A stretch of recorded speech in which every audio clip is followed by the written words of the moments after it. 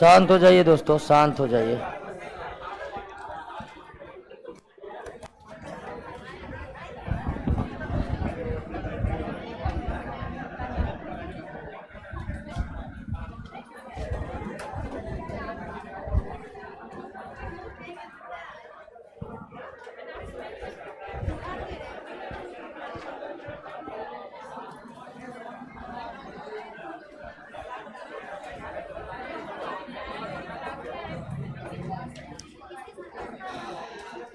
आ जाइए।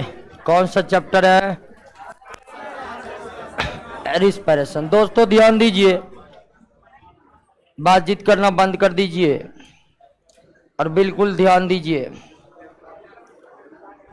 Mood change कर लीजिए क्योंकि बहुत गलत सोचते होंगे क्या, तो मूड चेंज कर लीजिए। अगर कुछ इधर उधर का सोच रहे हैं तो हटा दीजिए उसको माइंड से और आ जाइए बायोलॉजी वाले मूड में। और बायोलॉजी के 1 से लेकर 6 चैप्टर समाप्त हो गया है। 7 चैप्टर समाप्त हो गया दोस्तों। लेकिन जिसको भी अभी तक 7 तक क्वेश्चन याद नहीं हुआ है उसके पास एक मौका और है कि वो फिर से याद कर ले दोस्तों। अगर आप नौकरी करना चाहते हैं उसका एक और एकमात्र तरीका है कि सिर्फ और सिर्फ क्वेश्चन को आप याद करिए और जितना पढ़ाए दोस्तों उतना ही याद करना है, उससे ज्यादा नहीं करना है। अगर याद नहीं हो रहा है तो क्या होगा दोस्तों, ये आपको पता है दोस्तों क्या होगा। आइए आज हम एक नए चैप्टर की शुरुआत करते हैं और इसका नाम है रिस्पिरेशन, यानी क्या, श्वसन। श्वसन की प्रक्रिया 2 मुख्य सजीव जो इस पृथ्वी पर है, प्लांट और एनिमल, और एनिमल में खासकर हम ह्यूमन बॉडी के रिस्पिरेशन को देखेंगे, इनमें समझने की प्रयास करेंगे। बायोलॉजी में हम आपको जूलॉजी बॉटनी एक साथ लेकर चल रहे हैं ताकि आप जो 2 मुख्य सजीव हैं इनके बारे में अंतर कर पाए आसानी से। रिस्पिरेशन यानी कि श्वसन कैसे होता है पौधों में और कैसे होता है जंतु मानव के शरीर में, कैसे होता है, ये समझने से पहले ये समझना जरूरी है कि ये होता क्या है, यानी कि श्वसन है क्या। तो आइए पहले इस प्रक्रिया को समझते हैं कि श्वसन है क्या, रिस्पिरेशन किसको कहते हैं। एक सजीव के शरीर को अगर जिंदा बनाए रखना है ना, तो एक सजीव के शरीर को जिंदा बनाए रखने के लिए उनके शरीर में लगातार क्या होते रहता है, पाचन की प्रक्रिया चलती रहती है। उनके शरीर में लगातार क्या होते रहता है, श्वसन होते रहता है। और कैसे होता है वही हमारा चैप्टर है। उसके बाद एक सजीव के शरीर में लगातार क्या होते रहता है, परिवहन। जैसे मानव में परिवहन उसके ब्लड के माध्यम से होते रहता है। मानव के शरीर में, जंतु के शरीर में ब्लड एक जगह से दूसरे जगह सर्कुलेट करते रहते हैं, जिसका काम होता है भिन्न भिन्न पोषक पदार्थों को एक जगह से दूसरे जगह पहुंचाना। लगातार परिवहन होते रहता है। एक सजीव के शरीर को जिंदा बनाए रखने के लिए उनमें लगातार उत्सर्जन होते रहता है। उत्सर्जन का मतलब हानिकारक पदार्थ बाहर निकलते रहता है। हानिकारक पदार्थ शरीर में जो बनता है अगर बाहर नहीं निकलेगा तो शरीर मर जाएगा। उदाहरण के लिए हमारे शरीर में यूरिया बनता है, कहाँ, ब्लड में रहता है, और उसे यूरिया को किडनी अलग करके मूत्र में डाल देता है, फिर मूत्र के माध्यम से हम यूरिया को बाहर निकाल देते हैं। क्या होगा अगर यूरिया नहीं निकलेगा तो मर जाएगा आदमी, जिंदा नहीं रह पाएगा। यानी कि एक सजीव के शरीर को जिंदा बनाए रखने के लिए उनके शरीर में लगातार कई प्रक्रियाएं होती रहती हैं और ये प्रक्रियाएं लगातार सजीवों के शरीर में होता रहे, इसके लिए उन्हें लगातार जरूरी पड़ती है किसकी, ऊर्जा की। लगातार शरीर को ऊर्जा की जरूरत है। क्यों? तो ये सब प्रक्रियाओं को पूरा करने के लिए और ये सब प्रक्रिया क्षण भर भी रुका, सजीव की मौत हो जाएगी। तो सजीवों की स्थिति ऐसी है दोस्तों कि उसे हर क्षण जरूरत है किसकी? ऊर्जा की। हर क्षण जरूरत है ऊर्जा की। हम जब सोते रहते हैं ना, सोते जब हम रहते हैं ना, तब भी हम सांस लेते हैं और सांस छोड़ते हैं, उसके लिए भी क्या खर्च होता है? ऊर्जा। यानी ऊर्जा के अभाव में ना तो हम सांस ले पाएंगे, ना ही सांस छोड़ पाएंगे। तो एक सजीव के शरीर जिंदा रहे, इसके लिए अनवरत जरूरी है किसकी? ऊर्जा की। और यह ऊर्जा कैसे पैदा होता है जानते हैं? यह ऊर्जा पैदा होता है सजीव के शरीर में स्थित प्रत्येक जीवित कोशिका में। यह ऊर्जा पैदा कहां होता है? जीवित कोशिका के भीतर होता है। और जीवित कोशिका के भीतर ऊर्जा कैसे पैदा होता है या कैसे निर्मित होता है? तो दोस्तों, हम जो भोजन करते हैं वह भोजन अंत में पच करके मुख्य रूप से किस में कन्वर्ट हो जाता है? ग्लूकोज में कन्वर्ट हो जाता है।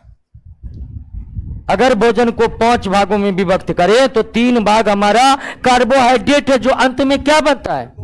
ग्लूकोज। और यही ग्लूकोज रिएक्शन करता है किससे? और ऑक्सीजन कहां से आता है कोशिका में? हम जो सांस लेते हैं, सांस कई गैस लेते हैं, उनमें एक गैस कौन होता है? ऑक्सीजन। सांस कौन गैस लेते हैं? सभी। सांस सभी गैस लेते हैं। अंत में हमारा शरीर उन सभी गैसों में किसका इस्तेमाल करता है? ऑक्सीजन का। तो हम जो भोजन करते हैं उनमें वो ग्लूकोज में कन्वर्ट होता है पच के। वे ग्लूकोज किससे रिएक्शन करते हैं? ऑक्सीजन से। कहां पर रिएक्शन करते हैं? कोशिका के भीतर। और इसी रिएक्शन के दौरान दोस्तों क्या पैदा होता है? ऊर्जा पैदा होता है। अवशिष्ट पदार्थ के रूप में क्या पैदा होता है? कार्बन डाइऑक्साइड पैदा होता है। थोड़ा सा क्या पैदा होता है? जल पैदा होता है दोस्तों। और ये जो प्रक्रिया आप देख रहे हैं, जो कहां पर हो रहा है? किस कोशिका में? प्रत्येक जीवित कोशिका में जो ये रिएक्शन हो रहा है, इसी का नाम क्या है? श्वसन। यानी श्वसन वह प्रक्रिया है जिसके द्वारा हमारे शरीर में क्या उत्पन्न होता है, या शरीर में ऊर्जा जिस प्रक्रिया के जरिए उत्पन्न होता है, उसी का नाम क्या है दोस्तों? श्वसन। और श्वसन के प्रक्रिया में ऊर्जा कैसे उत्पन्न होता है? तो ऊर्जा उत्पन्न होता है भोजन का ऑक्सीजन से संयोग करने से। भोजन का ऑक्सीजन से संयोग करने से, यानी कि श्वसन की प्रक्रिया में ऑक्सीजन से संयोग हो सकता है, संयोग होता है। तो हम कह सकते हैं कि श्वसन एक कैसी अभिक्रिया है? ऑक्सीकरण अभिक्रिया है दोस्तों। कैसी अभिक्रिया है? ऑक्सीकरण अभिक्रिया। क्यों? तो जब अभिक्रिया ऑक्सीजन के साथ होती है तो हम कहते हैं रिएक्शन कैसा है? ऑक्सीकरण। तो श्वसन समझ गए? श्वसन को हम कई तरह से परिभाषित कर सकते हैं। सजीवों के शरीर में ऊर्जा का निर्माण जिस प्रक्रिया के जरिए होता है, उसी प्रक्रिया का नाम क्या है? अर्थात श्वसन वो प्रक्रिया है जिसके जरिए क्या उत्पन्न होगा? अगर आपसे पूछ दे कि ये श्वसन की प्रक्रिया में, यह श्वसन का प्रक्रिया कहां होता है?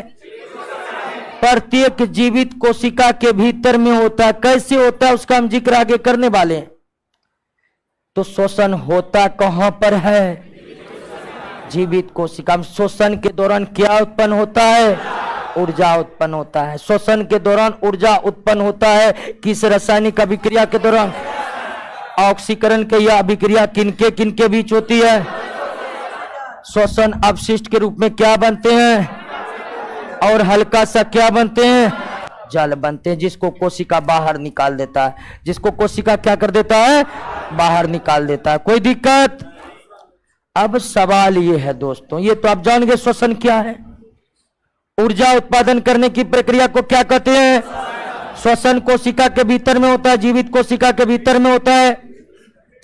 अब समझिए कि श्वसन के दौरान जो ऊर्जा उत्पन्न होता है वह सारा ऊर्जा तुरंत खर्च नहीं कर दिया जाता है। श्वसन लगातार चलते रहता है और श्वसन के दौरान जो ऊर्जा उत्पन्न होता है वह ऊर्जा तुरंत शरीर खर्च नहीं करता है, धीरे धीरे खर्च करता है।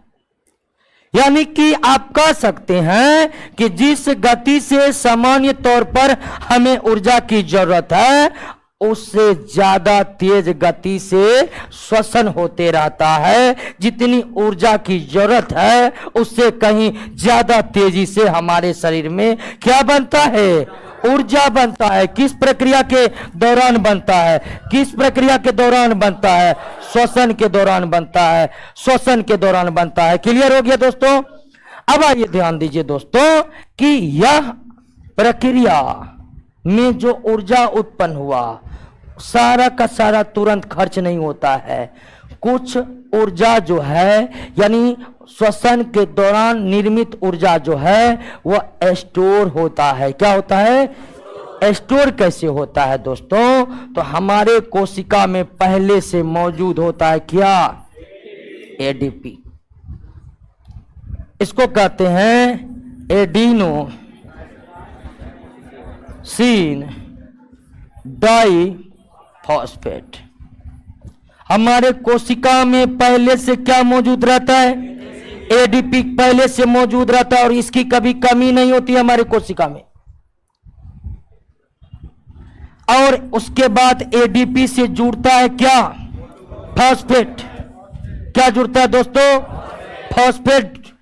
और फिर श्वसन के दौरान क्या उत्पन्न होता है? ये तीनों चीज आपस में जुट करके एक नए अणु का निर्माण करते हैं जिसको कहते हैं एडेनो। ठीक है, एडेनो सीन ट्राइफॉस्फेट। सही करिएगा, नोट में थोड़ा एटीपी को गलत लिख दिया गया है। एटीपी को एडिनोसिन डाइफॉस्फेट लिख दिया गया है, तो आप ट्राइफॉस्फेट लिख दीजिए। क्या श्वसन के दौरान निर्मित ऊर्जा तुरंत खर्च कर लिया जाता है? नहीं। तो श्वसन के दौरान निर्मित ऊर्जा क्या होता है? तो कोशिका में पहले से क्या मौजूद होता है? एडीपी अणु मौजूद होता है। उसके बाद क्या मौजूद होता है? फॉस्फेट मौजूद होता है। श्वसन के दौरान क्या उत्पन्न हुआ? और ये तीनों जुड़ा क्या बन गया? और श्वसन के दौरान जो ऊर्जा निर्मित हुआ वे कोशिका में एटीपी के रूप में क्या हो जाता है? संचित हो जाता है। वो एटीपी के रूप में क्या हो जाता है? संचित हो जाता है। यानी कि अगर पूछ दे क्वेश्चन कि श्वसन के दौरान निर्मित ऊर्जा किस अणु में कन्वर्ट हो जाता है? एटीपी के। सारा का सारा ऊर्जा, ध्यान दीजिएगा, श्वसन के दौरान जो भी ऊर्जा बना वो तुरंत कन्वर्ट होता है किसमें? एटीपी में। ये नहीं श्वसन के दौरान ऊर्जा बना उसका उपयोग करने लगेगा शरीर। श्वसन के दौरान ऊर्जा बना अब फिर वो ऊर्जा किसमें कन्वर्ट हुआ? एटीपी का निर्माण में एक एडीपी अणु से एक फॉस्फेट जुड़ता है और इसको जुड़ने के लिए बात करता है श्वसन के दौरान निर्मित ऊर्जा। यानी श्वसन के दौरान जो भी ऊर्जा बना पहले किस रूप में संचित होगा? और जैसे ही हमारे शरीर की कोशिकाओं को ऊर्जा की जरूरत होती है एटीपी का क्या हो जाता है? जल अपघटन हो जाता है। क्या हो जाता है? जल अपघटन हो जाता है। तो फिर ये क्या बन जाता है? एडीपी, फॉस्फेट, और ऊर्जा टूटकर ऊर्जा क्या कर देती है? मुक्त कर देती है और फिर हम इस ऊर्जा को उपयोग करते हैं। यानी कि जब भी हमारे कोशिकाओं की ऊर्जा की जरूरत पड़ेगी, जब भी हमारे शरीर को ऊर्जाओं को जरूरत पड़ेगी, जब भी हमारे शरीर के कोशिकाओं की ऊर्जा की जरूरत पड़ेगी तो कौन टूटकर ऊर्जा देगा? यानी ऊर्जा की प्राप्ति हमें कैसे होगी? एटीपी के। और इससे पहले एटीपी बनने के लिए क्या चाहिए? और आपको बताए थे ना कि एडीपी ऐसा मॉलिक्यूल्स है कोशिका का जिसकी कभी कमी नहीं होती है। कमी क्यों नहीं होती देख रहे हैं ना, उधर यूज हुआ इधर रिलीज हुआ, और ये दोनों क्रम लगातार चलते रहता, लगातार। श्वसन के दौरान जो ऊर्जा बना एटीपी बना, और फिर एटीपी टूट करके हमें क्या प्रदान किया। क्लियर है, समझ गए बात को, कोई दिक्कत नहीं ना। तो मानव का शरीर जिस मॉलिक्यूल्स के रूप में सीधे ऊर्जा प्राप्त करती है वो कौन है, एटीपी। श्वसन के दौरान ऊर्जा जो निर्मित होती है अंततः किसमें बदलती है, एटीपी में बदलती है। जब हमारे कोशिकाओं की जरूरत, कोशिकाओं को ऊर्जा की जरूरत होगी तो कौन टूटकर ऊर्जा देगा, एटीपी देगा। क्लियर है बात, समझ गए ना। श्वसन समझ चुके हैं आप दोस्तों, हमको नहीं लगता श्वसन में आपको कोई दिक्कत होगा। एक बार पुनः समझिए, श्वसन वह प्रक्रिया है जो कोशिकाओं के भीतर में होता है। श्वसन वह प्रक्रिया है जो प्रत्येक जीवित कोशिकाओं के भीतर में होता है। श्वसन की प्रक्रिया में ऊर्जा उत्पन्न होता है जिसकी जरूरत सजीवों को अनवरत होती है। एक क्षण भी ऐसा नहीं है जब सजीवों को ऊर्जा की जरूरत ना हो। सजीवों के शरीर में ऊर्जा जिस प्रक्रिया के द्वारा उत्पन्न होती है उसी का नाम क्या है, श्वसन है। श्वसन की प्रक्रिया में ऊर्जा उत्पन्न होने के लिए भोजन के रूप में किसका मुख्य रूप से इस्तेमाल होता है, ग्लूकोज का। प्रोटीन और वसा का होता है लेकिन मुख्य रूप से किसका होता है, ग्लूकोज का होता है। ग्लूकोज ऑक्सीजन से रिएक्शन करके क्या बनाते हैं। श्वसन के दौरान जो ऊर्जा उत्पन्न होता है वे सारे ऊर्जा किस रूप में संचित हो जाते हैं, एटीपी के रूप में संचित हो जाते हैं। श्वसन के दौरान निर्मित ऊर्जा, श्वसन के दौरान जीवित कोशिकाओं के भीतर निर्मित ऊर्जा एटीपी के रूप में कैसे बदलते हैं, तो कोशिकाओं में पहले से मौजूद क्या है, एडीपी। इससे जुड़ेगा एक फॉस्फेट अणु और फिर श्वसन का ऊर्जा, तीनों मिलकर क्या बन गया, एटीपी बन गया। एटीपी, और जब भी कोशिकाओं को ऊर्जा की जरूरत पड़ेगी ऊर्जा कौन प्रदान करेगा, कि यानी कि जंतुओं की कोशिका डायरेक्ट ऊर्जा जिसे प्राप्त करता है वो कौन है, एटीपी। यानी कोशिकाओं को ऊर्जा कैसे मिलता है, तो एटीपी का एटीपी में बदलने से। आपसे पूछ देगा कि एक सजीवों की कोशिका को ज्यादा एनर्जी कैसे मिलेगा, एडीपी के एटीपी बनने से या एटीपी के एडीपी बनने से। तो सजीवों के शरीर के कोशिका को ऊर्जा केवल और केवल इसी प्रोसेस के द्वारा बनेगा। यह प्रोसेस ऊर्जा स्टोर होने की है कोशिकाओं के भीतर, और यह प्रोसेस सजीव को कोशिकाएं उपयोग करने की है। यानी एक कोशिका को ऊर्जा तब मिलता है जब उनके शरीर में एटीपी कन्वर्ट होते हैं, किसमें, क्योंकि एटीपी में ऊर्जा संचित है श्वसन वाला, ये एडीपी में टूटेगा तो ऊर्जा को रिलीज कर देगा। कोई दिक्कत, समझ गए ना, कोई दिक्कत नहीं ना। अब आइए कि सजीव तो मुख्यतः दो ही है, प्लांट और एनिमल। क्या मुख्य दो ही प्रकार के ना, लेकिन एक दुनिया तो सूक्ष्म जीवों की है दोस्तों, माइक्रो ऑर्गेनिज्म की। तो श्वसन की प्रक्रिया जो प्रत्येक जीवित कोशिकाओं के भीतर हो रहा है वह एक तरह से नहीं होता दोस्तों, कुछ में कुछ तरह से होता है और कुछ में कुछ और तरह से होता है, मतलब दो तरह से होता है दोस्तों। श्वसन कितने प्रकार के होते हैं, दो प्रकार के होते हैं। बात समझे न समझे, नहीं समझे तो एक लाइन में समझ जाइए कि कोशिकाओं के भीतर में होने वाला श्वसन, कोशिकाओं के भीतर में होने वाला श्वसन यानी रिस्पायरेशन कितने प्रकार के होते हैं, दो प्रकार के होते हैं।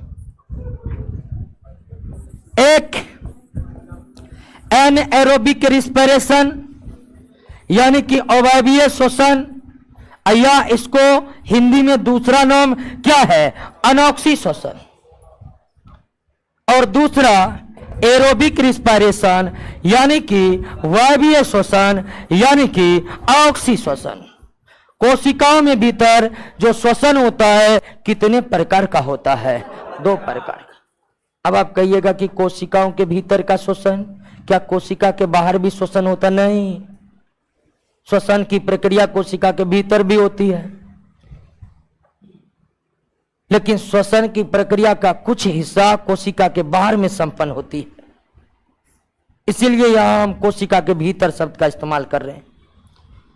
कोशिका के बाहर में श्वसन की कौन सी थोड़ी सी प्रक्रिया पूरी होती है, तो उस पर हम तुरंत आ रहे हैं। यानी सीधा सीधा समझिए ना कि रिस्पिरेशन जो कोशिकाओं के भीतर में हुआ, जिसके जरिए ऊर्जा उत्पन्न हुआ, वह एक तरह से नहीं होता सभी में। कितने तरह से?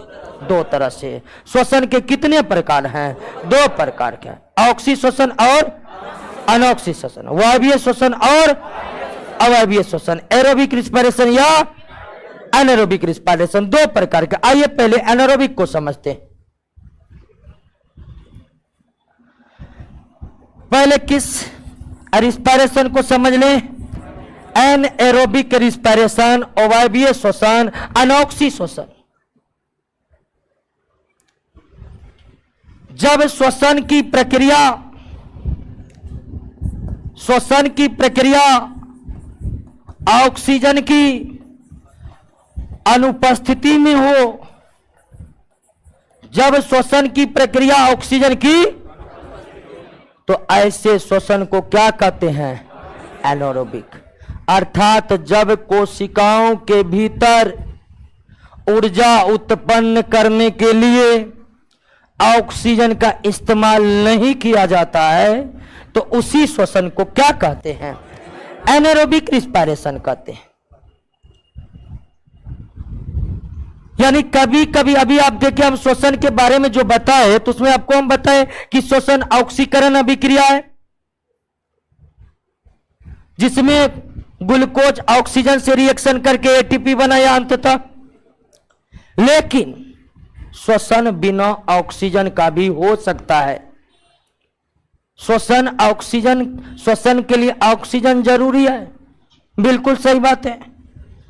लेकिन यह भी सही है कि बिना ऑक्सीजन का भी श्वसन हो सकता है, बिना ऑक्सीजन का भी कोशिकाओं के भीतर ऊर्जा उत्पन्न हो सकता है। और बिना ऑक्सीजन का जब कोशिकाओं के भीतर ऊर्जा उत्पन्न हो सकता है, तो यह कहना भी बिल्कुल ठीक रहेगा कि बिना ऑक्सीजन के भी श्वसन हो सकता है। और बिना ऑक्सीजन का जो श्वसन होगा उसे हम कौन श्वसन कहेंगे?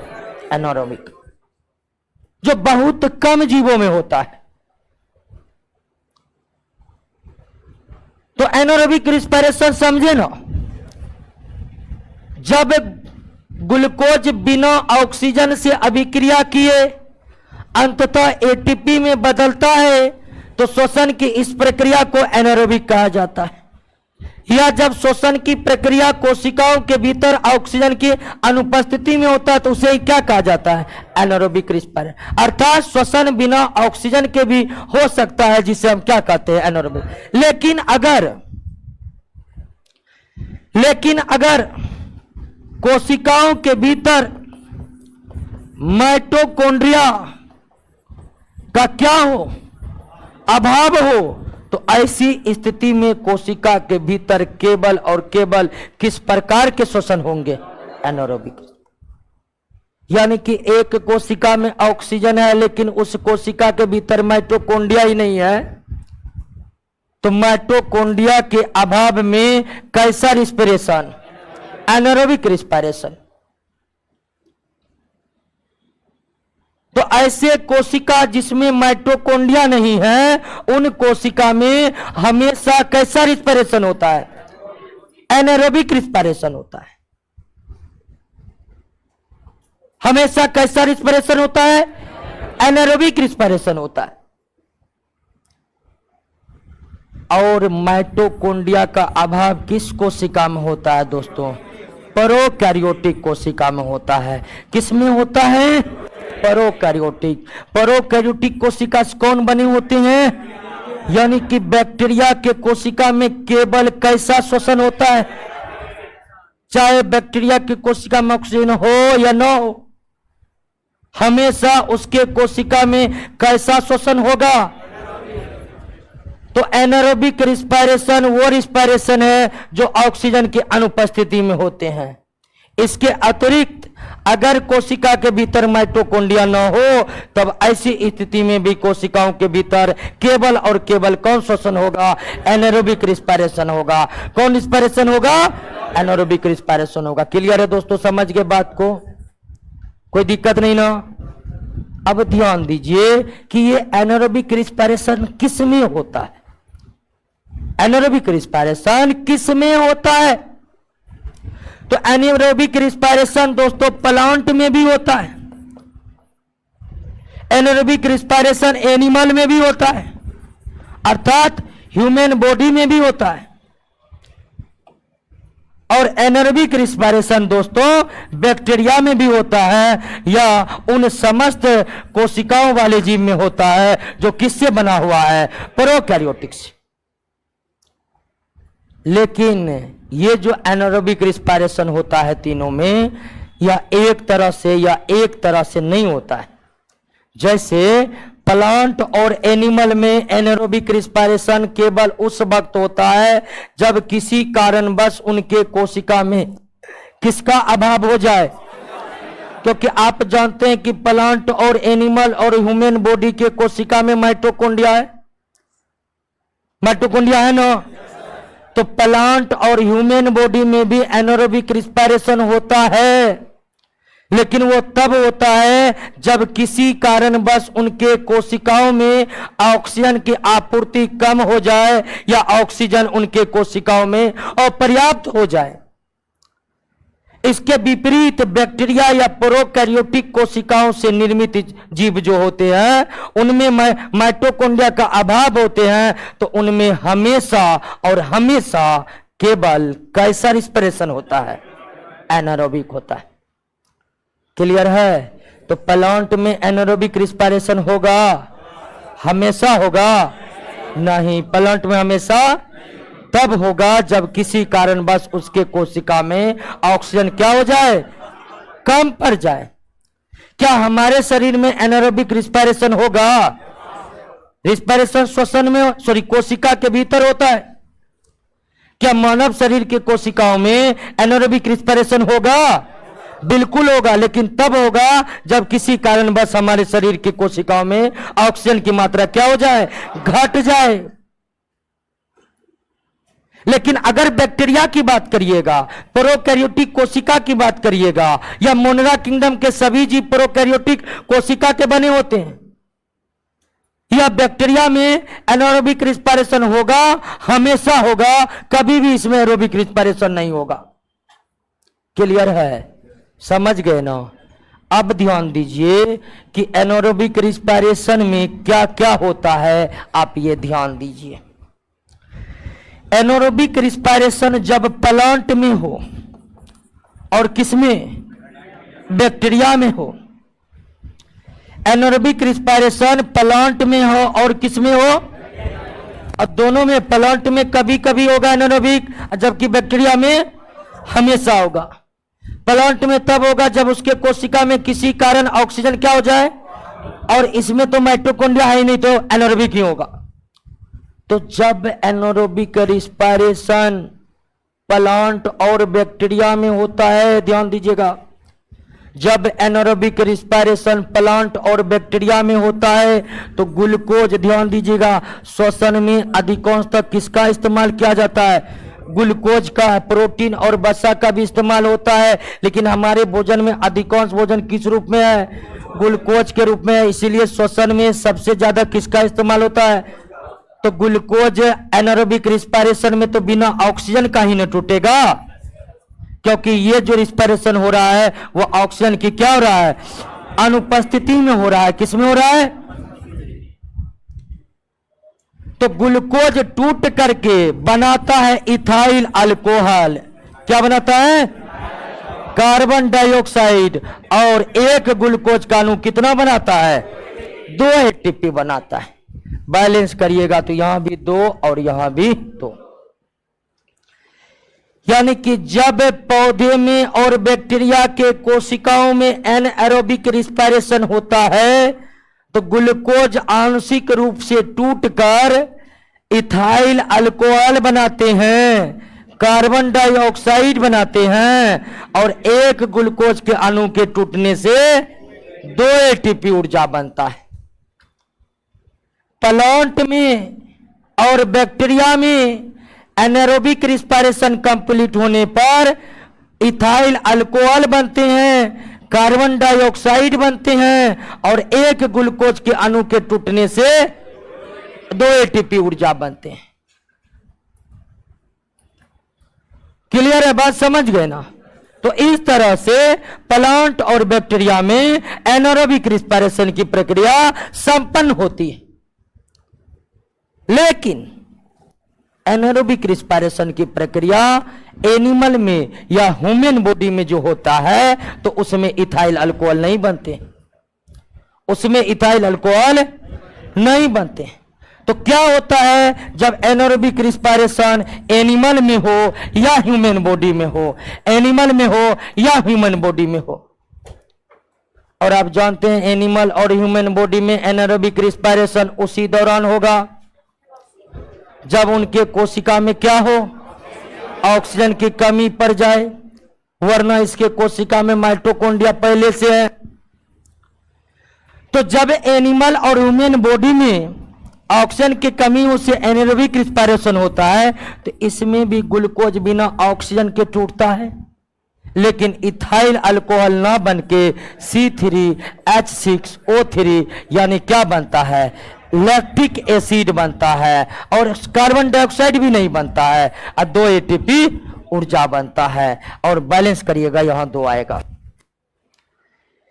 यानी कि पौधों में और बैक्टीरिया में एनारोबिक रिस्पायरेशन होगा तो इथाइल अल्कोहल बनेगा और ह्यूमन बॉडी में या एनिमल में एनारोबिक होगा तो लैक्टिक एसिड बनेगा। एक बात आप जानते हैं कि जब हम कोई भी कार्य बहुत जल्दी जल्दी करने लगते हैं तो हम उस गति से सांस नहीं ले पाते। जब हम कोई कार्य बहुत जल्दी जल्दी करने लगते हैं तो हम उस गति से सांस नहीं ले पाते हैं।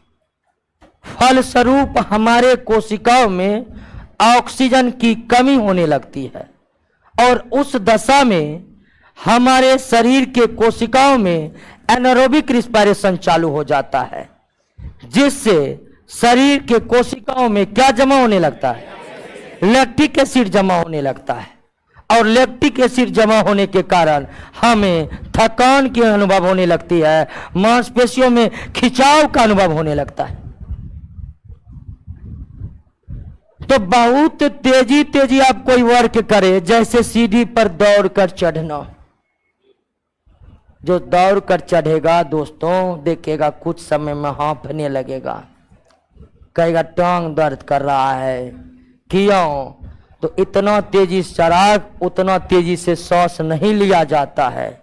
फलस्वरूप हमारे कोशिकाओं में ऑक्सीजन की क्या हो जाती है, कमी हो जाती है। उन कोशिकाओं के भीतर कौन श्वसन चलने लगता है, एनारोबिक चलने लगता है, जिससे क्या बनने लगते हैं, और इसकी दवाओं से ही मांसपेशियों में जकड़न का अनुभव होने लगता है।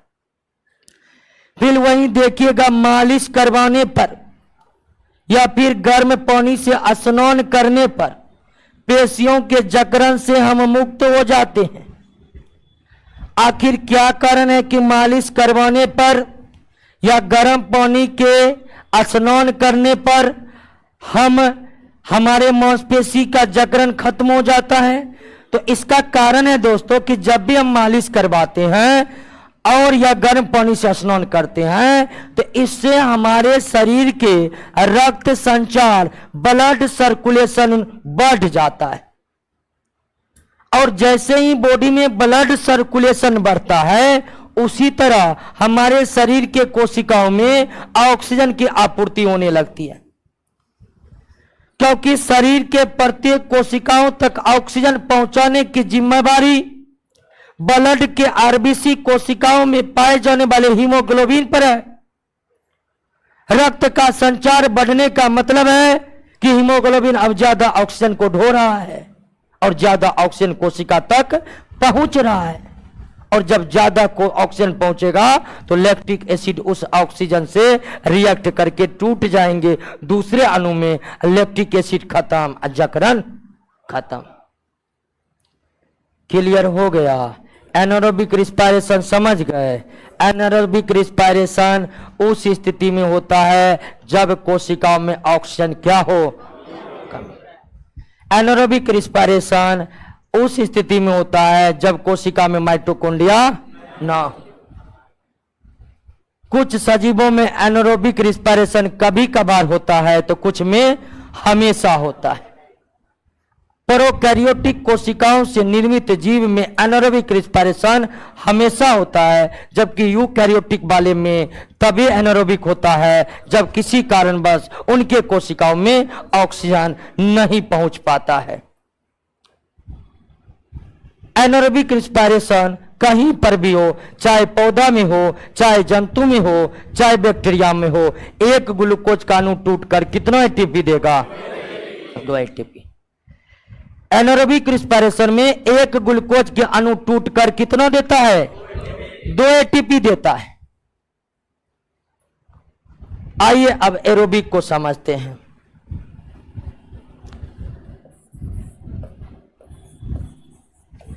एरोबिक रिस्पायरेशन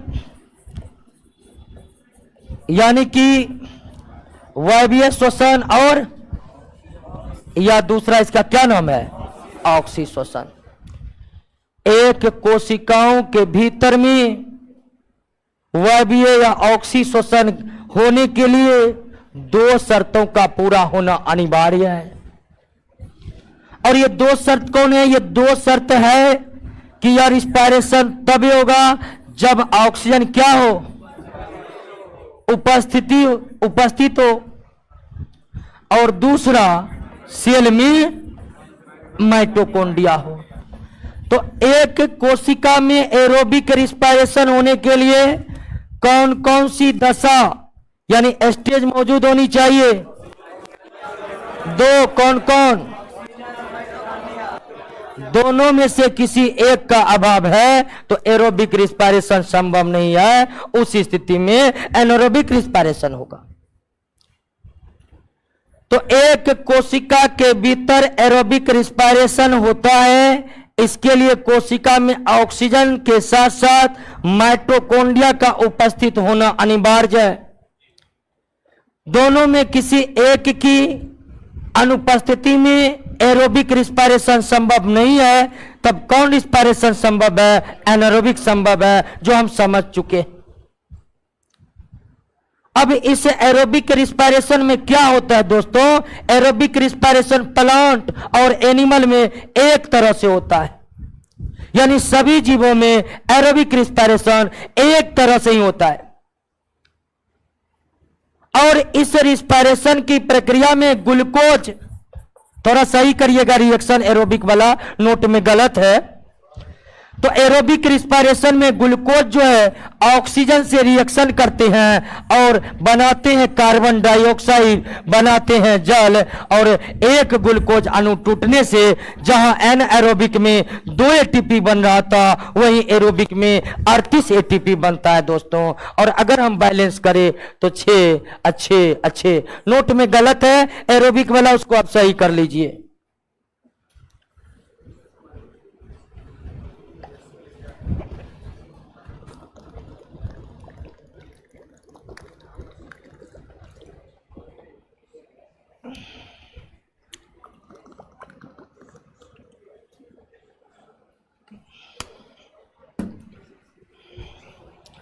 सही कर लिए। तो एरोबिक रिस्पायरेशन में कार्बन डाइऑक्साइड बना, जल बना और एक ग्लूकोज अणु टूटने से, वही एनारोबिक रिस्पायरेशन में इथाइल अल्कोहल लैक्टिक अम्ल और एक ग्लूकोज के टूटने से 2 एटीपी बना। यानी एरोबिक रिस्पायरेशन के तुलना में एनारोबिक रिस्पायरेशन के तुलना में एरोबिक रिस्पायरेशन में ऊर्जा काफी ज्यादा पैदा होता है। क्लियर है? समझ चुके हैं? अब आइए दोस्तों, ये तो देख लिए कि कोशिका के भीतर श्वसन 2 प्रकार के होते। लेकिन श्वसन एक इजी प्रोसेस नहीं है। श्वसन कोई सरल प्रक्रिया नहीं है। श्वसन का मैकेनिज्म जो है वे काफी कॉम्प्लेक्स है, काफी जटिल है। अर्थात कोशिकाओं के भीतर जो श्वसन की प्रक्रिया होती है वो एक जटिल प्रक्रिया है, जिसमें कई प्रकार के रासायनिक अभिक्रिया होने के बाद वो संपन्न होती है। कोशिका के अंदर जो श्वसन की प्रक्रिया होती है वे सारे मैकेनिज्म को दो भागों में विभाजित किया जाता है, या श्वसन के दौरान जो रासायनिक अभिक्रियाएं होती है, और कई रासायनिक अभिक्रियाएं होती है और काफी जटिल तरीके से होती है। उन सभी रासायनिक अभिक्रियाओं को जो श्वसन के दौरान कोशिका के भीतर में होता है उन्हें दो भागों में विभाजित किया गया है। यानी श्वसन की पूरी प्रक्रिया जो कोशिकाओं के भीतर में होती है वे दो स्टेप में जाकर संपन्न होती है। पहला स्टेप है ग्लाइकोलाइसिस और दूसरा स्टेप है क्रेब्स साइक्लिक, यानी कि क्रेब्स साइक्लिक। और यानी कि जब तक ग्लाइकोलाइसिस समाप्त नहीं होगा तब तक क्रेब्स साइक्लिक शुरू नहीं होगा।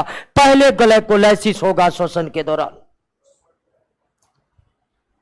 तो बात हमारा आप समझे कि नहीं समझे कि श्वसन एक जटिल प्रक्रिया है।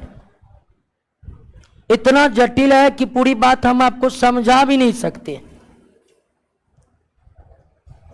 लेकिन उसके अंतर्गत जो भी रासायनिक अभिक्रिया होते हैं जीव वैज्ञानिकों ने उन्हें दो हिस्सों में बांटा है, ग्लाइकोलाइसिस और क्रेब्स साइक्लिक। यानी कि आप कह सकते हैं कि श्वसन का पूरा मैकेनिज्म, श्वसन की पूरी क्रियाविधि दो स्टेप में जाकर कंप्लीट होता है, ग्लाइकोलाइसिस और क्रेब्स साइक्लिक। ग्लाइकोलाइसिस और क्रेब्स पहले क्या होता है, उसके बाद क्या होता है, क्रेब्स साइक्लिक।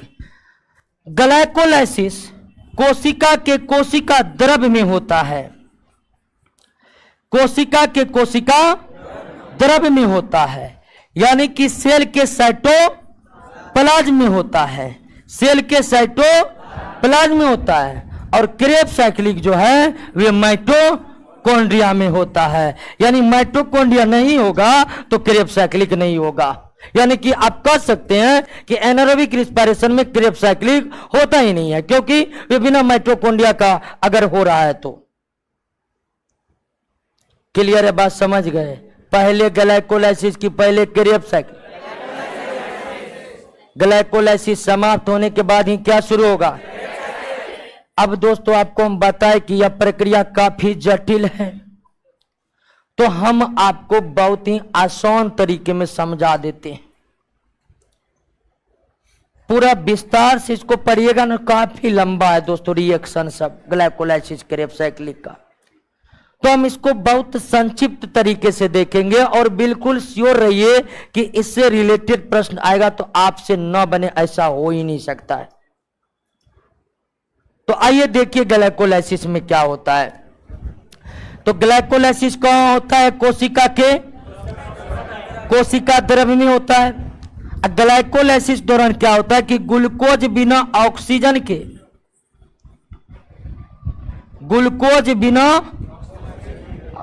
ऑक्सीकरण के टूटता है। यानी आप कह सकते हैं कि ग्लूकोज ऑक्सीजन की अनुपस्थिति में टूटता है, या आप ये भी कह सकते हैं ग्लाइकोलाइसिस के लिए ऑक्सीजन की जरूरत नहीं है।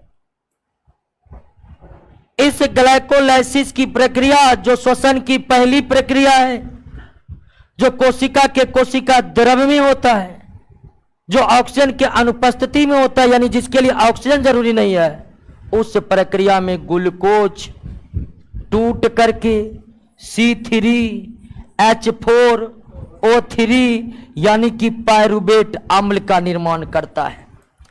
किसका निर्माण करता है? पायरुवेट अम्ल का निर्माण करता है। 4 हाइड्रोजन एटॉम का निर्माण करता है और 2 एटीपी ऊर्जा का निर्माण करता है। बैलेंस करिएगा तो एक ग्लूकोज के टूटने से 2 पायरुवेट अणु का निर्माण होगा। यानी कि ग्लाइकोलाइसिस की प्रक्रिया जो कोशिका द्रव्य में होती है, जो बिना ऑक्सीजन की होती है, उस प्रक्रिया के बाद क्या बनता है? यानी ग्लाइकोलाइसिस के दौरान ग्लूकोज किस में कन्वर्ट हो गया? पायरुवेट अम्ल में कन्वर्ट हो गया। ग्लाइकोलाइसिस में ग्लूकोज किस में कन्वर्ट हो गया? पायरुवेट अम्ल में कन्वर्ट हो गया। और क्या बना? 4 हाइड्रोजन परमाणु बना और कितने एटीपी ऊर्जा बना? यानी कि श्वसन के दौरान, ग्लाइकोलाइसिस के दौरान, श्वसन का जो फर्स्ट स्टेप ग्लाइकोलाइसिस है, उस दौरान कितने ऊर्जा बन जाते हैं? और पायरुवेट अम्ल बनते ही ग्लाइकोलाइसिस क्या हो गया? समाप्त हो गया। पायरुवेट अम्ल बनते ही ग्लाइकोलाइसिस क्या हो गया दोस्तों? समान हो गया, समाप्त हो गया दोस्तों। क्या हो गया? अब क्या स्टार्ट होगा? Krebs cycle. क्या हो गया? क्लियर हो गया ना? ग्लाइकोलाइसिस कोई दिक्कत नहीं ना? ग्लाइकोलाइसिस कहां पर होता है? कोशिका द्रव्य में होता है। ग्लाइकोलाइसिस में ग्लूकोज किस में कन्वर्ट होता है? ग्लाइकोलाइसिस के दौरान कितना ऊर्जा पैदा होता है? ग्लाइकोलाइसिस के बाद क्या होता है? क्रेब्स साइकिल कहां पर होता है? अगर कोशिका में माइटोकॉन्ड्रिया का अभाव है तो श्वसन की कौन सी मैकेनिज्म नहीं हो सकता है?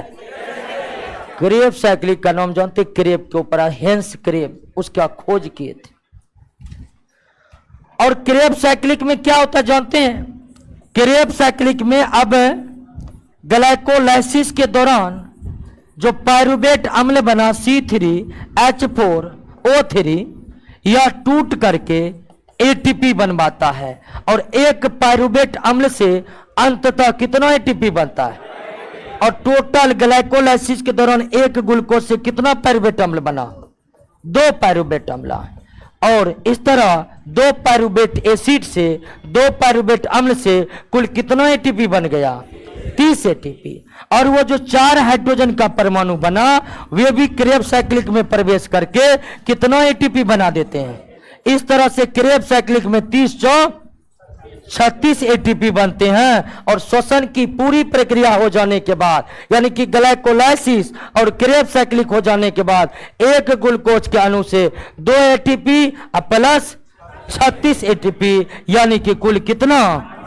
38 एटीपी बनता है। लेकिन ध्यान दीजिए कि क्रेब्स साइक्लिक केवल एरोबिक रिस्पायरेशन के दौरान होता है। एनारोबिक रिस्पायरेशन में केवल क्या होता है? एनारोबिक रिस्पायरेशन ग्लाइकोलाइसिस होने के बाद ही समाप्त हो जाता है। और ये जो पायरुवेट अम्ल है और हाइड्रोजन है या पौधे और बैक्टीरिया में इथाइल अल्कोहल में कन्वर्ट हो जाता है। और पायरुवेट अम्ल और हाइड्रोजन का परमाणु जंतु या मानव के कोशिका में लैक्टिक अम्ल में कन्वर्ट हो जाता है। तो श्वसन की पूरी प्रक्रिया 2 स्टेप में, पहले ग्लाइकोलाइसिस कोशिका द्रव्य में और उसके बाद क्रेब्स साइक्लिक माइटोकॉन्ड्रिया में। कोई दिक्कत? समझ गए? तो श्वसन की पूरी प्रक्रिया क्लियर हो गया दोस्तों। तो श्वसन कितने प्रकार के? एनारोबिक और एरोबिक। क्लियर हो गया ना? दोनों प्रकार के श्वसन समझ गए ना? आइए दोस्तों अब दोनों श्वसन में अंतर को समझते हैं, क्योंकि अंतर से भी कई प्रकार के प्रश्न आते जाते हैं।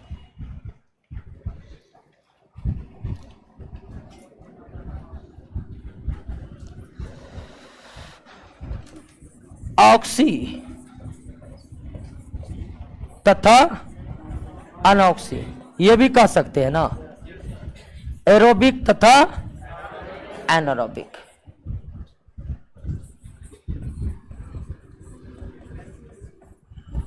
दोनों प्रकार के श्वसन को हम समझ गए पूरा डिटेल में,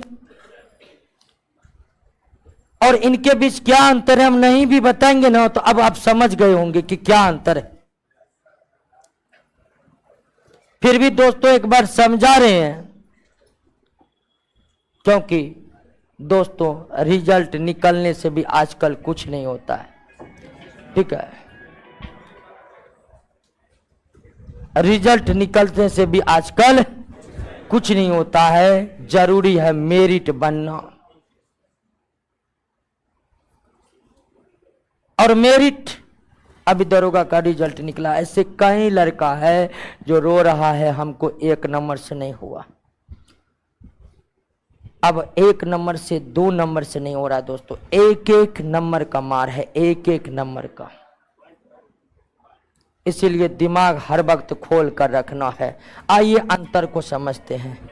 ठीक है, अंतर को समझते हैं। आइए पहला क्वेश्चन है, पहला अंतर है ऑक्सीजन को लेकर। दोनों प्रकार के रिस्पिरेशन में पहला अंतर ऑक्सीजन को लेकर है कि वायवीय श्वसन में ऑक्सीजन की आवश्यकता है और वायवीय श्वसन में ऑक्सीजन की आवश्यकता नहीं है। ध्यान रखना है, ऑक्सीजन की अनुपस्थिति में भी श्वसन होता है। सामान्य तौर पर हम ये जानते हैं कि श्वसन ऑक्सीजन की उपस्थिति में होता है, लेकिन इसके साथ साथ ये भी याद रखना है कि ऑक्सीजन के अनुपस्थिति में भी श्वसन होता है। तो पहला अंतर किसको लेकर देख लिए ना, ऑक्सीजन में ऑक्सीजन चाहिए, अनऑक्सीजन में ऑक्सीजन की कोई जरूरत नहीं है। दूसरा अंतर है दोस्तों माइटोकॉन्ड्रिया को लेकर। ऑक्सीजन बिना माइटोकॉन्ड्रिया का हो नहीं सकता, यानी कि वायवीय श्वसन बिना माइटोकॉन्ड्रिया का हो नहीं सकता, जबकि अनऑक्सीजन में माइटोकॉन्ड्रिया की कोई जरूरत, यानी कि अनऑक्सी और वायवीय श्वसन में न तो ऑक्सीजन की जरूरत है और न ही कोशिका में माइटोकॉन्ड्रिया की जरूरत है, जबकि वायवीय श्वसन में दोनों की जरूरत है। दोनों में किसी एक की अभाव होने पर वायवीय श्वसन हो ही नहीं सकता। तो दो अंतर को आप समझे कि नहीं समझे। तीसरा अंतर है ग्लूकोज के अणु के ऑक्सीकरण से संबंधित। ग्लूकोज के अणु का ऑक्सीकरण कभी अपूर्ण होता है तो कभी क्या होता है, पूर्ण होता है। अपूर्ण का मतलब ग्लूकोज का पूरी तरह से जहां तक टूटा चाहे उधर तक खंड खंड खंड टूट करके अंततः एटीपी बना। तो दोनों प्रकार के श्वसन में, एक श्वसन में ग्लूकोज का अपूर्ण रूप से दहन होता है या अपूर्ण रूप से ऑक्सीकरण होता है, और एक श्वसन में पूर्ण रूप से। और आप जान चुके हैं अवायवीय श्वसन में ग्लूकोज का अपूर्ण ऑक्सीकरण होता है, यानी इनकम्प्लीट ऑक्सीडेशन होता है, जबकि वायवीय श्वसन में ग्लूकोज का कंप्लीट ऑक्सीडेशन होता है, पूर्ण ऑक्सीकरण होता है। तीसरा अंतर को समझे, समझ रहे हैं ना, इतना लिख रहे हैं, अब समझ रहे हैं ना। बिल्कुल दोस्तों, इतना डिटेल से पूरा पटना में हम एकलौता है जो समझाते हैं, इसीलिए समझने में कोई दिक्कत नहीं होनी चाहिए दोस्तों। और होगा भी कोई समझाने वाला तो हम उसको जानते नहीं। चौथा अंतर है एटीपी में निर्मित ऊर्जा को लेकर। एक रिएक्शन में एक ग्लूकोज अणु मात्र 2 एटीपी देता है, तो दूसरे में दोस्तों क्या देता है, 38 एटीपी। चौथा अंतर दोनों श्वसन में मुख्य है एटीपी में निर्मित ऊर्जा को लेकर। जहां एक श्वसन एक ग्लूकोज के अणु से 2 एटीपी बनाता है, तो वहीं एक दूसरे टाइप का श्वसन है जो एक ग्लूकोज को तोड़ करके 38 एटीपी मुक्त कराता है। और किस श्वसन में क्या होता है आप जान चुके हैं, वायवीय यानी कि ऑक्सी श्वसन में एक ग्लूकोज से 38 और वायवीय अनऑक्सी में एक ग्लूकोज से 2 एटीपी, यानी अधिक ऊर्जा वायवीय श्वसन में बनता है। पांचवा अंतर है कि ग्लूकोज का अंततः किसमें बदलता है, एक रिएक्शन में कि ग्लूकोज बदलता है लैक्टिक एसिड में और इथाइल अल्कोहल में, एक में कार्बन डाइऑक्साइड और जल में बदलता है। यानी कि जब एरोबिक रिस्पायरेशन हुआ था तो अंततः 38 एटीपी के बाद कार्बन डाइऑक्साइड और क्या बना था, लेकिन एनारोबिक रिस्पायरेशन में 2 एटीपी के अलावा इथाइल अल्कोहल बना था, किसमें, पौधे और बैक्टीरिया में, और लैक्टिक एसिड। यानी वायवीय शोषण के दौरान वायवीय शोषण के दौरान लैक्टिक एसिड या इथाइल अल्कोहल बनते हैं, जबकि वायवीय शोषण के दौरान कार्बन डाइऑक्साइड और जल बनते हैं। हालांकि अवायवीय शोषण भी जब पौधा और बैक्टीरिया में हो रहा था तो इथाइल अल्कोहल के साथ साथ कार्बन डाइऑक्साइड भी बना था, लेकिन जंतु में अवायवीय शोषण के दौरान कार्बन डाइऑक्साइड नहीं बना था। क्लियर है? अगला अंतर है दोस्तों श्वसन के मैकेनिज्म को लेकर वायवीय शोषण में। ठीक है, वायवीय शोषण में पहले क्या होता है, ग्लाइकोलाइसिस होता है, ग्लाइकोलाइसिस के बाद क्या होता है, क्रेब साइकिल होता है, और क्रेब साइकिल के बाद श्वसन की प्रक्रिया क्या होती है। लेकिन बात हम करें अवायवीय शोषण की तो अवायवीय शोषण जो है इसमें ग्लाइकोलाइसिस होता है, ग्लाइकोलाइसिस के बाद ही शोषण क्या हो जाता है, समाप्त हो जाता है। तो अगर वायवीय अवायवीय शोषण में देखें तो मुख्य 6 अंतर निकल कर सामने आते हैं। वो 6 अंतर आप स्पष्ट रूप से समझ गए। वायवीय शोषण ऑक्सीजन की उपस्थिति में, अवायवीय शोषण ऑक्सीजन के अनुपस्थिति में।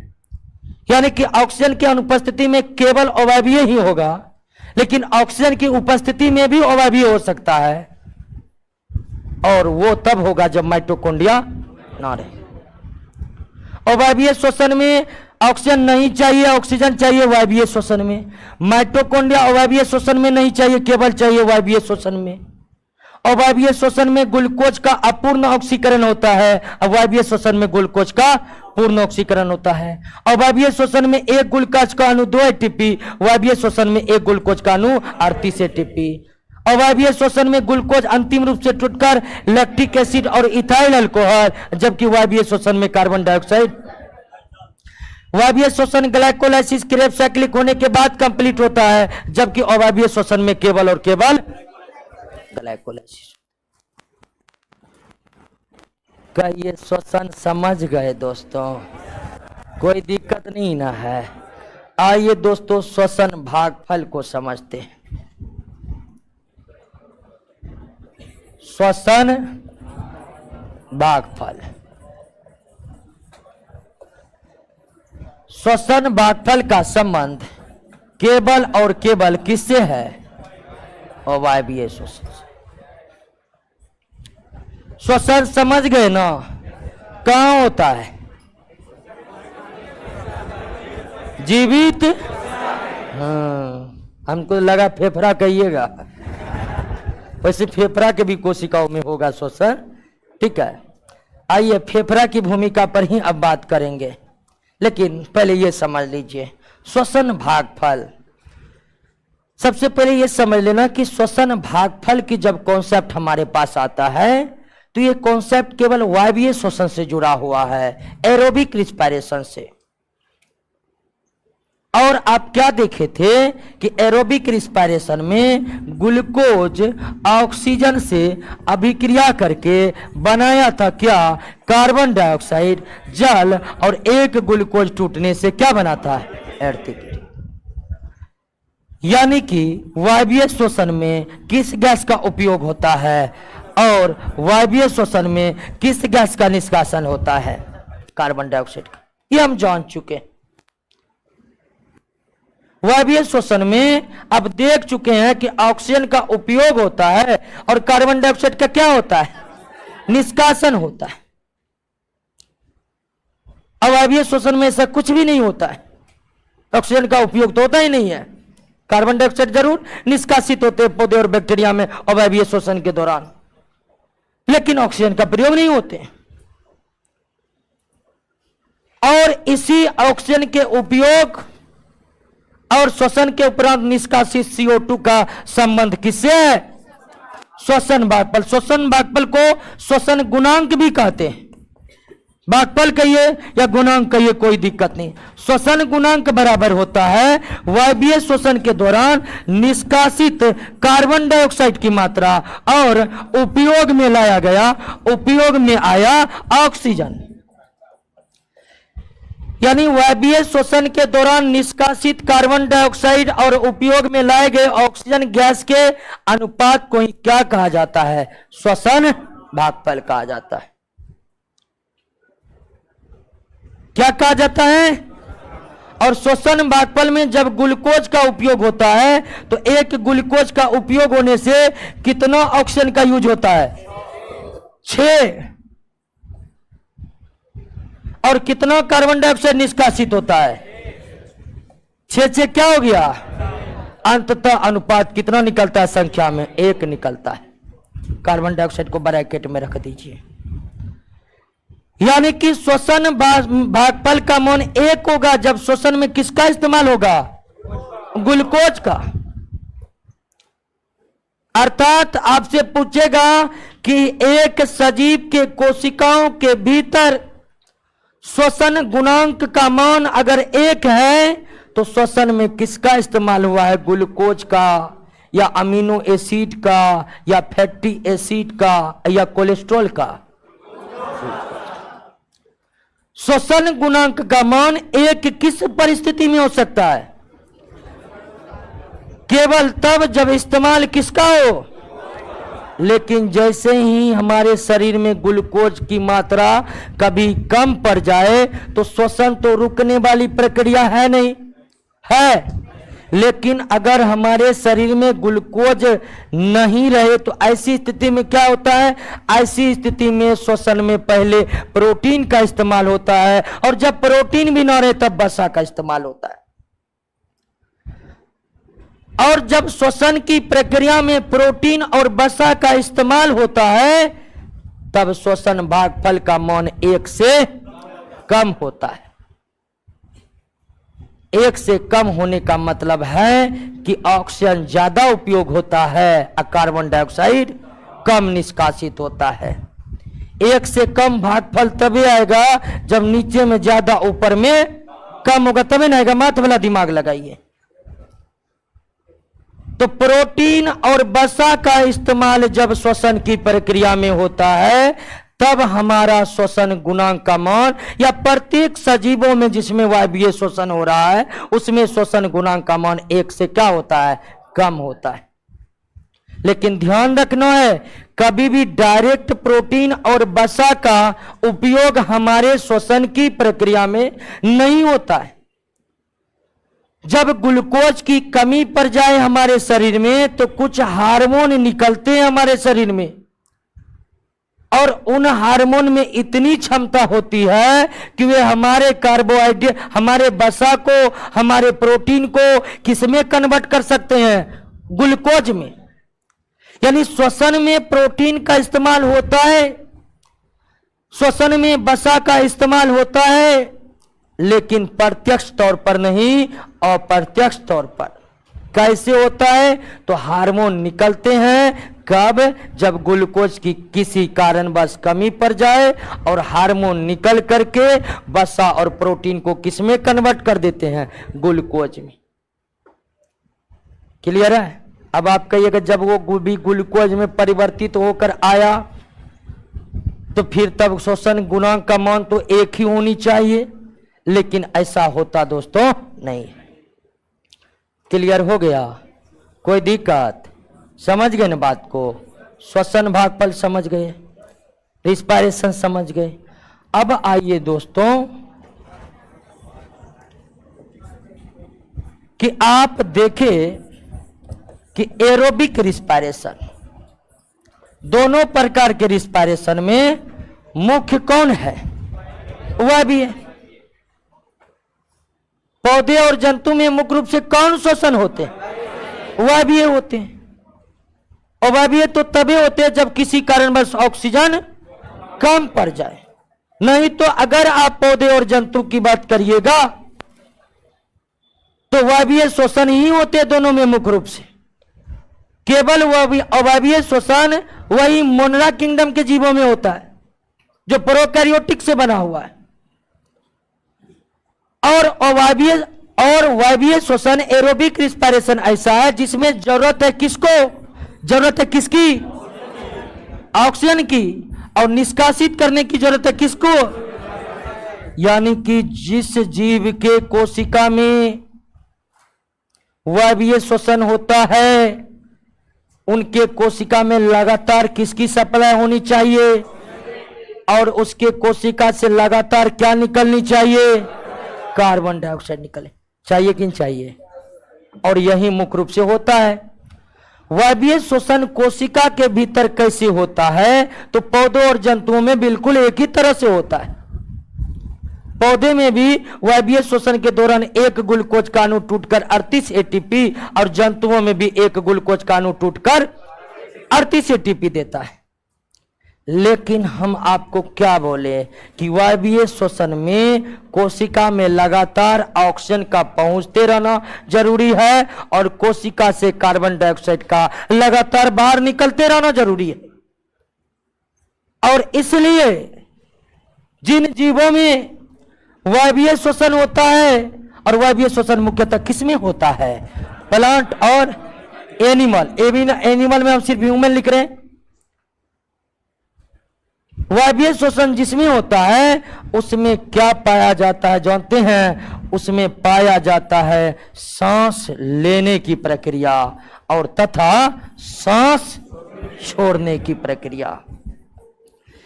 जिन जीवों में अवायवीय श्वसन होता है उनको ऑक्सीजन की जरूरी नहीं है।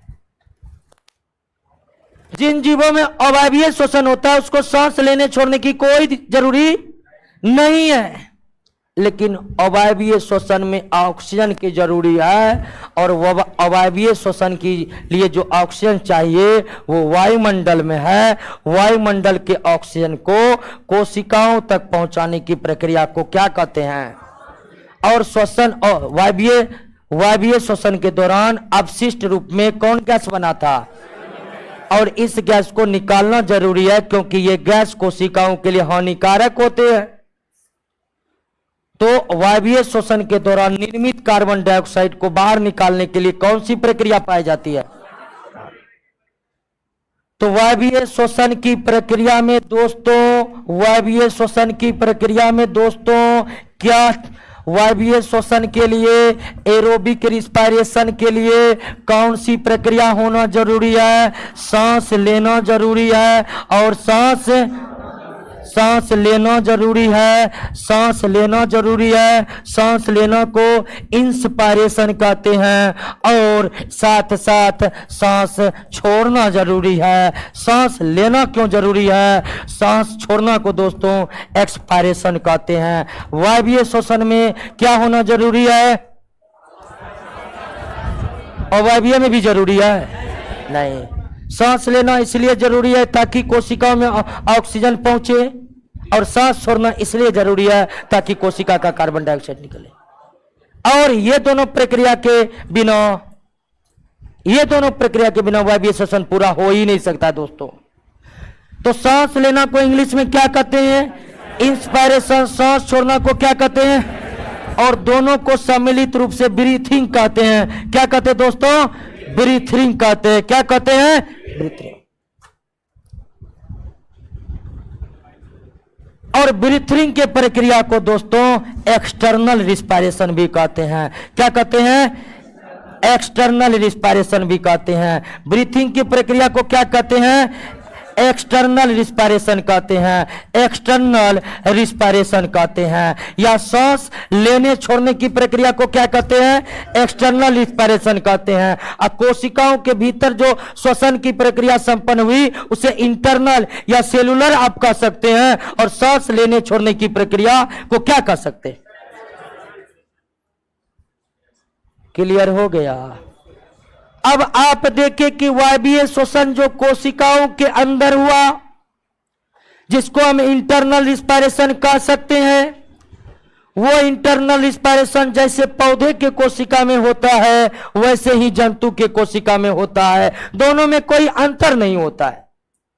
लेकिन अगर बात आप एक्सटर्नल इंस्पायरेशन की करिएगा, अगर आप बात ब्रीथिंग या सांस लेने और छोड़ने की बात करिएगा, तो वो पौधों में अलग तरह से होता है दोस्तों। वे पौधे में अलग तरह से होता है और जंतु में अलग तरह से होता है। यानी इंटरनल रिस्पायरेशन अर्थात कोशिकाओं के भीतर का रिस्पायरेशन जैसे पौधा में वैसे जंतु में। लेकिन अगर एक्सटर्नल रिस्पायरेशन की बात करिएगा, यानी सांस लेने छोड़ने की बात करिएगा, वे पौधे में अलग तरीके से होता है और जंतु में अलग तरीके से होता है। अब जब पौधे और जंतु में सांस लेने छोड़ने अर्थात एक्सटर्नल रिस्पायरेशन की अर्थात ब्रीथिंग की घटना जब अलग अलग होता है, तो पढ़ना भी अलग अलग पड़ेगा। तो आइए पहले किसके बारे में पढ़ ले? पौधे के बारे में पढ़ ले, और उसके बाद हम किसके बारे में पढ़ेंगे? जंतु के बारे में पढ़ेंगे। कोई दिक्कत हो रहा है? दिक्कत हो रहा है दोस्तों, थोड़ा सा कष्ट काटिए, क्योंकि जब तक कष्ट नहीं काटिएगा तब तक सुख भोगने का रास्ता नहीं खुलेगा। आप चाहते हैं कि बुढ़ारी में सुख भोगे, इसके लिए जवानी में कष्ट काटना सीखिए दोस्तों। जो जवानी में कष्ट नहीं काटा है उसका बुढ़ापा बड़ी गर्दिश में है दोस्तों।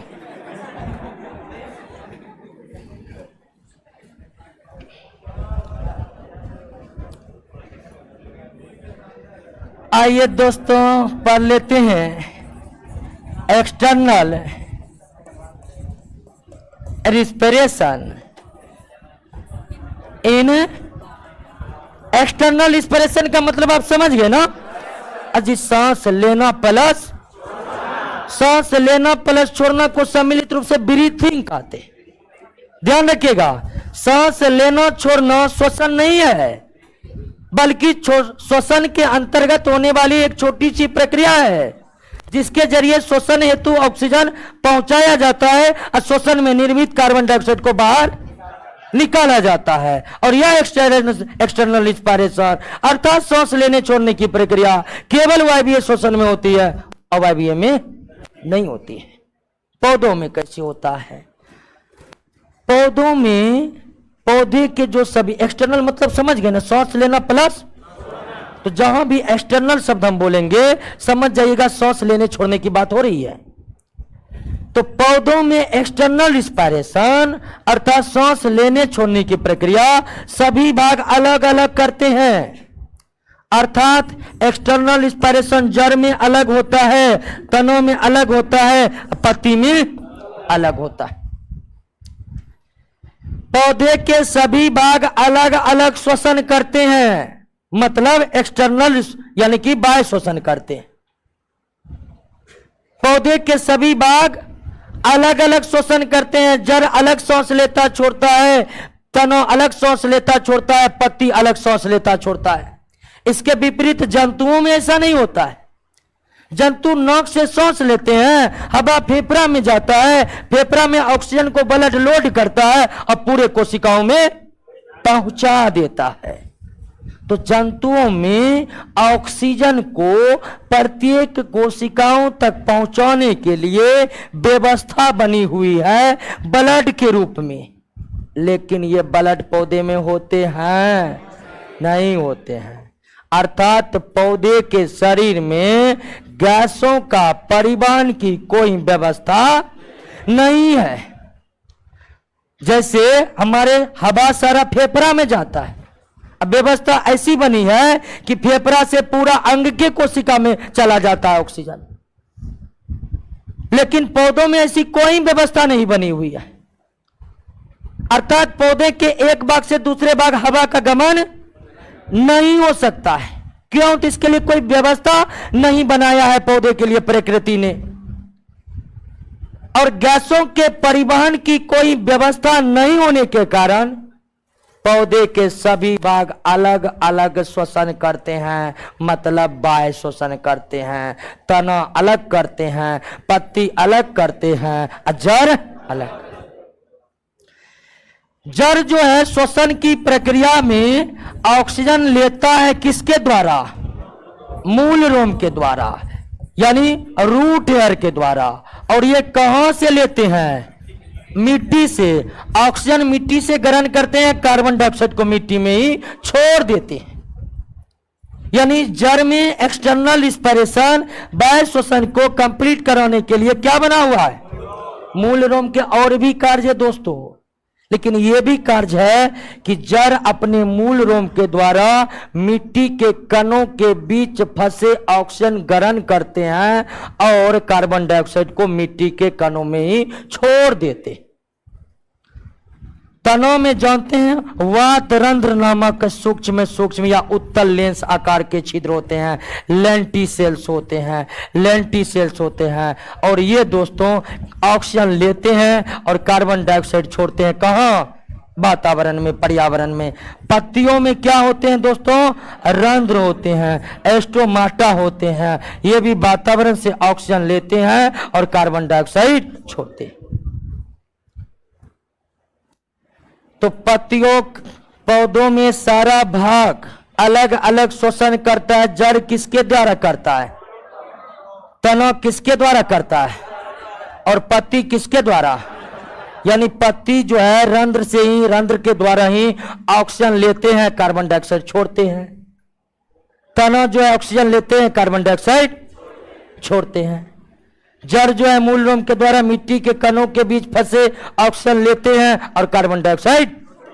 और पौधे और जंतु में अंतर क्या जानते हैं? जैसे हम लोग हैं, सांस में सब गैस ले लेते हैं, जरूरी है केवल ऑक्सीजन की लेते हैं सब गैस। लेकिन पौधा में ऐसा नहीं होता है। वे श्वसन में ऑक्सीजन की जरूरी है तो वायुमंडल से केवल क्या ले रहा है? ऑक्सीजन ले रहा है। और ये सारे यानी मूल रोम मिट्टी के कणों के बीच से जो ऑक्सीजन ग्रहण करते हैं और कार्बन डाइऑक्साइड छोड़ते हैं। तना जो वातावरण से ऑक्सीजन ग्रहण करते हैं और कार्बन डाइऑक्साइड छोड़ते हैं। पत्तियों के रंध्र जो वातावरण से ऑक्सीजन ग्रहण करते हैं और कार्बन डाइऑक्साइड छोड़ते हैं। इस सब में कौन से मैकेनिज्म का इस्तेमाल होता है? विसरण विधि के द्वारा, डिफ्यूजन प्रोसेस के द्वारा, विसरण विधि के द्वारा। यानी रंध्र ऑक्सीजन लेते छोड़ते हैं किस विधि के द्वारा? विसरण विधि के द्वारा। तना के वात रंध्र से ऑक्सीजन निकलता है, कार्बन डाइऑक्साइड निकलता है, ऑक्सीजन जाता है किस विधि के द्वारा? विसरण विधि के द्वारा। जड़ जो है किस विधि के द्वारा मिट्टी के कणों के बीच से ऑक्सीजन लेते हैं, कार्बन डाइऑक्साइड छोड़ते हैं? विसरण विधि के द्वारा।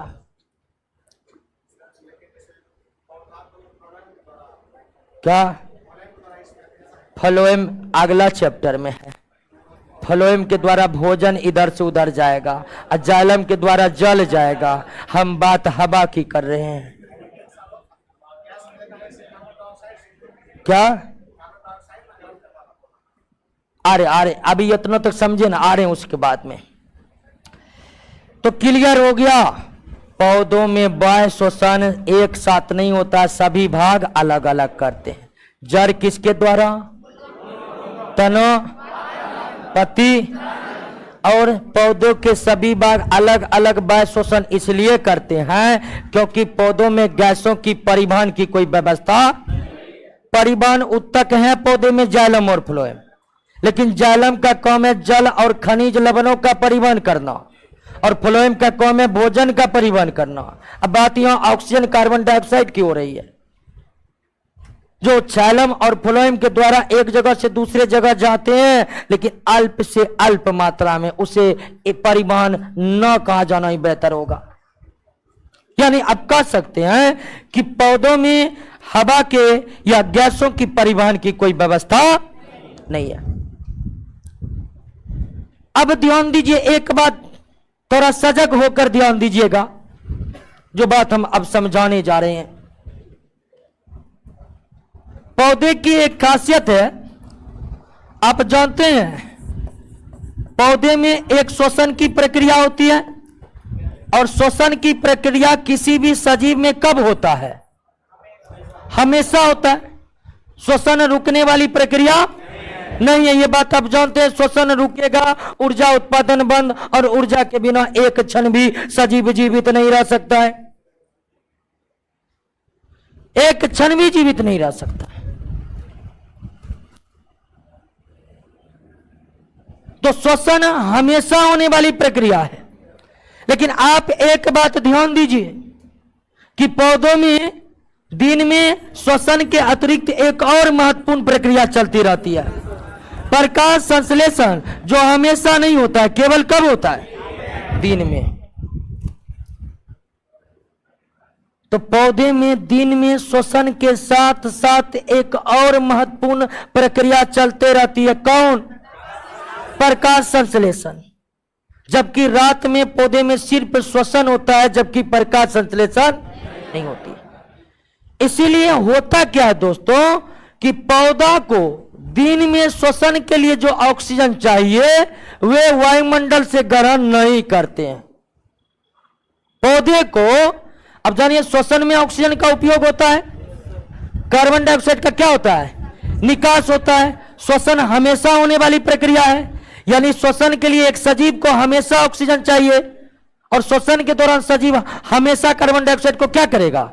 बाहर निकाल देगा। लेकिन पौधों में ऐसा नहीं होता है। यानी समझने का गौर कीजिएगा कि पौधे दिन में श्वसन के दौरान न तो ऑक्सीजन वायुमंडल से ग्रहण करते हैं, अब पौधे दिन में न तो श्वसन के दौरान निर्मित कार्बन डाइऑक्साइड को बाहर छोड़ते हैं। दिन में श्वसन के को दिन में पौधों को श्वसन के लिए जितना ऑक्सीजन चाहिए उसे वे वायुमंडल से ग्रहण नहीं करते हैं, और दिन में श्वसन में जितना कार्बन डाइऑक्साइड बनता है पौधे की कोशिका में, उस कार्बन डाइऑक्साइड को वो बाहर भी नहीं छोड़ता है। तो फिर ऐसा क्यों होता है? ऐसा ये होता है कि दिन में तो प्रकाश संश्लेषण चलते रहता है। अब जानते हैं प्रकाश संश्लेषण में ऑक्सीजन गैस की उत्पत्ति होती है, यानी कि दिन में पौधों के कोशिका के अंदर ही ढेर सारा ऑक्सीजन बनते रहता है। किसके दौरान? और प्रकाश संश्लेषण के दौरान दिन में पौधा के कोशिका में इतना ऑक्सीजन बनता है कि पौधा उसे बाहर निकालता है। अब जब दिन में पौधा के कोशिका के अंदर ही ढेर सारा ऑक्सीजन बन रहा है, तो उसी ऑक्सीजन में वे कुछ ऑक्सीजन का इस्तेमाल किसमें कर लेते हैं? श्वसन में कर लेते हैं। तो पौधे दिन में श्वसन हेतु वातावरण से ऑक्सीजन इसलिए नहीं लेते हैं कि दिन में कोशिकाओं के अंदर ही प्रकाश संश्लेषण की प्रक्रिया में ढेर सारा ऑक्सीजन पैदा होते रहता है। यानी जब घरे में मुर्गी फार्म खोलल है तो मुर्गी बाहर से खरीद कर लाइएगा जैसे, यानी कि दिन में कोशिका के अंदर इतना ऑक्सीजन पैदा हो रहा है कि श्वसन के ऑक्सीजन के लिए पौधा को सोचना। और जानते हैं पौधा में श्वसन काफी धीमी गति से होते हैं जंतुओं के तुलना में,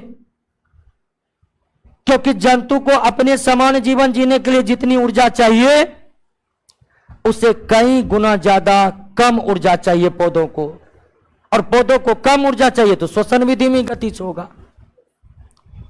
तो पौधे दिन में श्वसन के लिए वातावरण से ऑक्सीजन क्यों नहीं लेता? इसका राज समझे। इसका राज है कि अंदर में दिन में ढेर सारा ऑक्सीजन है तो बाहर से लेने की क्या जरूरत है।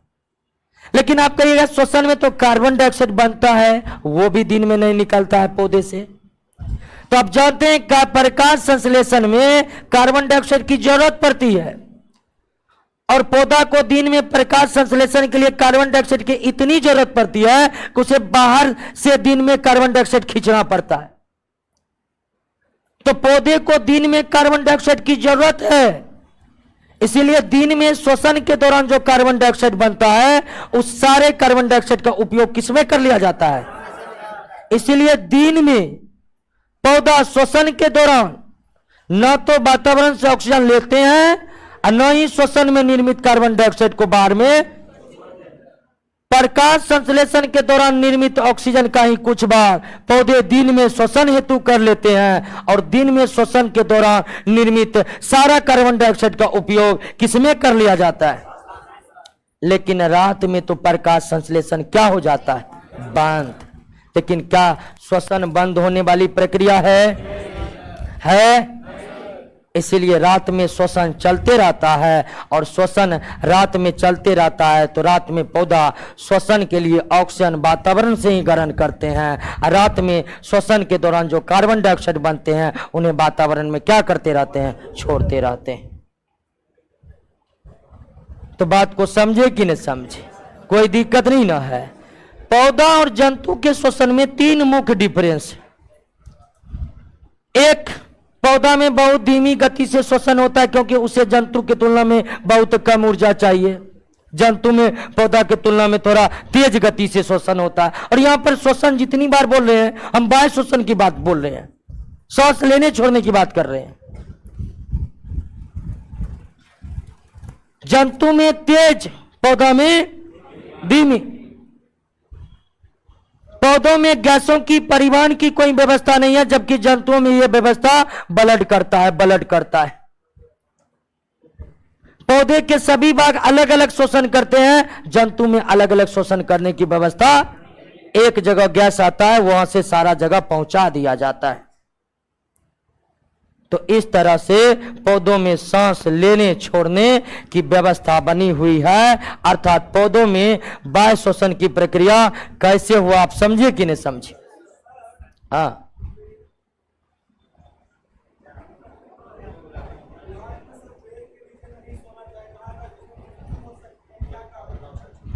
रात को पैर के नीचे नहीं सोना चाहिए। रात में पौधा श्वसन के दौरान कार्बन डाइऑक्साइड बाहर निकलता है ना। तो मान लीजिए पौधा बहुत विशाल है, उसके नीचे आप सो गए तो आसपास कार्बन डाइऑक्साइड भर जाएगा। और कार्बन डाइऑक्साइड बड़ी भारी गैस है, जहां भी रहता है सबको भगा देता है। यानी कार्बन डाइऑक्साइड ज्यादा होगा तो ऑक्सीजन वहां क्या होगा, ऑक्सीजन घटेगा तो आपको श्वसन में जितना ऑक्सीजन चाहिए उतना नहीं मिलेगा। इससे फरफराने लगिएगा और हल्ला करिएगा, भूत आके कंठे दाब दिया। ऐसा होता है। और जब आम का सीजन रहता है बहुत होता है। आम के सीजन में देखिएगा गौर समय उस लोग को भी ताकत आ जाता है कि जो कभी रात को रुक नहीं सकता है, लेकिन आम के खाते रुक जाता है।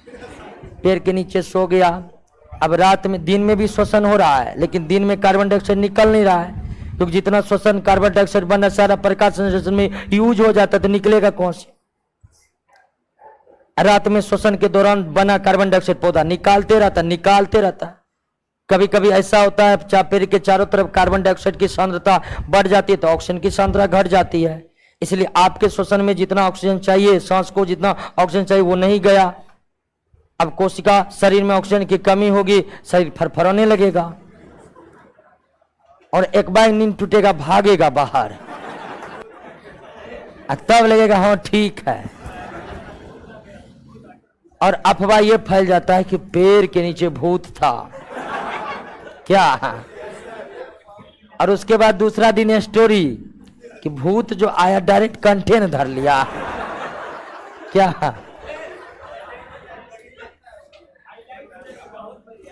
ना हाईलाइट हो भी जाता है, क्योंकि एक दो घटना और के साथ घटी रहती है तो वो पेश देकर कि ऐसा घटना हमारे साथ भी घटा था, हम तो लाठी से मार कर भगा दी क्या। ऐसा सुनने को मिला है दोस्तों। तो रात को पेड़ के नीचे क्यों नहीं सोना चाहिए, क्लियर हो गया। अब आइए दोस्तों, वायु श्वसन जंतुओं में अलग होता है, पौधों में, लेकिन कोशिका के अंदर होने वाला श्वसन दोनों में सेम तरीके से होता है। अब पौधों में कैसे होता है समझ ही गए हैं, लेकिन जंतुओं में वायु श्वसन को पूरा कराने के लिए बना हुआ है रिस्पायरेटरी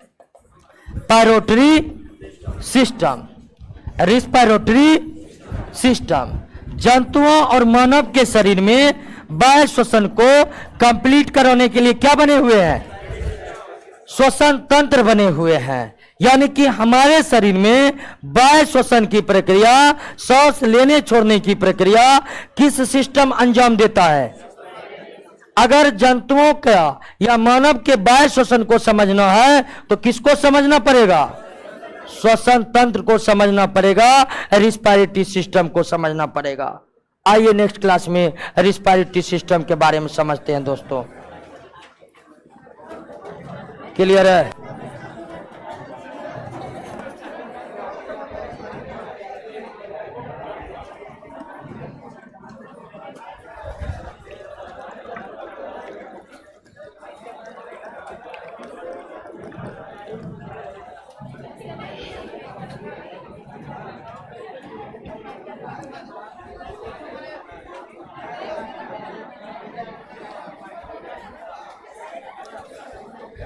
चलिए ऑनलाइन वाले दोस्तों, आर चरण एक के अभिषेक अहिरन, रोशन कुमार,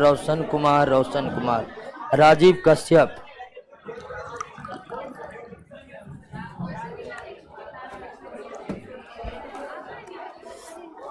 निधि, ऋचा आर्या, आनंद कुमार। चलिए ऑनलाइन वाले दोस्तों, आशा करते किसी भी तरह की कोई दिक्कत नहीं हुआ होगा।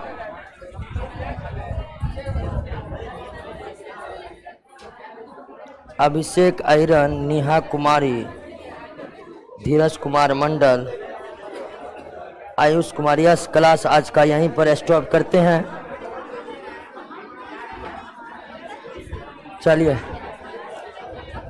चलिए दोस्तों बंद कीजिए।